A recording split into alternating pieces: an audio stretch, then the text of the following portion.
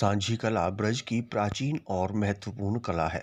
आखिर ऐसा हो भी क्यों ना, इसका संबंध द्वापर काल से जो जुड़ा हुआ है। सांझी सजाने की यह प्राचीन परंपरा भले ही आज विरासत के रूप में शेष रह गई है, लेकिन प्रमुख मंदिरों में इस कला का प्रदर्शन आज भी विशेषकर श्राद्ध पक्ष में देखा जा सकता है।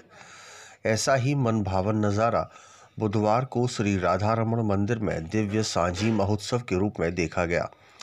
वैसे तो इस मंदिर में भी सांझी महोत्सव पितृपक्ष की प्रतिपदा से ही शुरू हो जाता है, लेकिन इस वर्ष कोरोना महामारी के चलते केवल पितृ अमावस्या के दिन ही एक दिवसीय सांझी महोत्सव किया गया।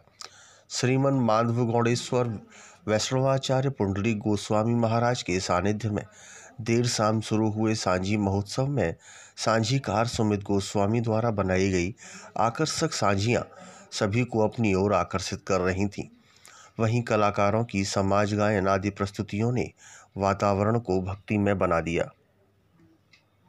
एक्चुअली हर वर्ष की बात ही इस बार भी सांझी महोत्सव श्री राधा रमण मंदिर में आयोजित हो रहा है और उसी के अंतर्गत ये हमारा समाज गायन, सांझी गायन और रास भी प्रस्तुत किया जाएगा। तो ये पारंपरिक कार्यक्रम के माध्यम से सांझी का प्रदर्शन हो रहा है। ये कितने दिवसीय है?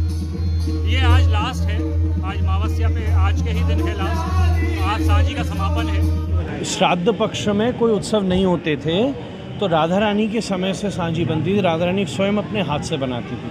पहले इसका स्वरूप भिन्न था, फिर धीरे धीरे बदलता गया। कनागतों में जैसे हम कोई भी शगुन कार्य नहीं करते तो जब तक उत्सव नहीं होते तो सब लोग मिलते नहीं थे। तो प्रिया जी जब ठाकुर जी को बड़ा स्मरण करती हैं तो उन लीलाओं का चिंतन करके सांझी बनाती थी। तो वो सांझी का दर्शन करने सब आते थे तो वही उत्सव हो जाता था। तो प्रिया जी ने वो परंपरा जो शुरू की, वो ब्रज के मंदिरों में अभी तक क्रम चलता है। कोविड की वजह से कुछ समय से इसकी विषय अलग था। इस बार भी होना तो कभी 10-11 दिन भी होता था, 15 दिन भी होता था, पर एक प्रकार से भाव रूप से इस बार एक दिन का ये क्रम यहाँ पर रखा गया गोपाल क्लब वृंदावन के द्वारा। आज क्या क्या कार्यक्रम हुआ? उसमें समाज गायन का कार्यक्रम हमारे मलिक जी, जो कि विदुर मलिक जी विश्व प्रसिद्ध हैं, उनके सुपुत्र ने प्रस्तुति करी।